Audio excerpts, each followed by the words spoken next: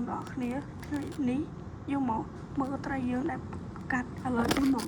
អត់ដល់តោះចូលមកចូលដល់វីដេអូសូមចុច like share និង subscribe ផងបងប្អូនឥឡូវជួបដល់វីដេអូយើង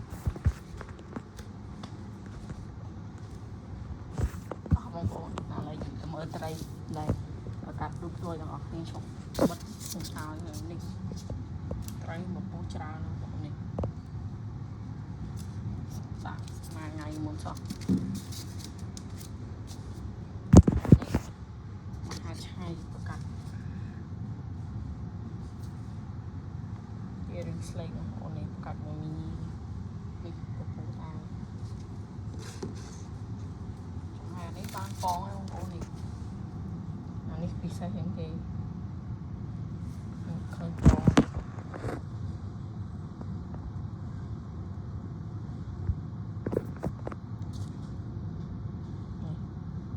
ច្រើនណាស់នេះ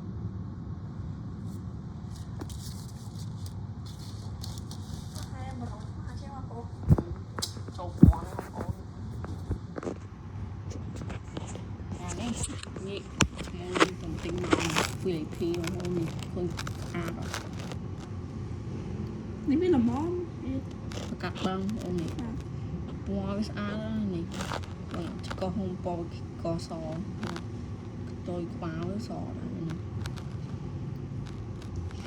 បងប្អូននេះមកអួតកាមេរ៉ាបាទឥឡូវមកអួតកាមេរ៉ាទិញមកថ្លៃដែរមកនេះហើយមានតក់ស្តាយ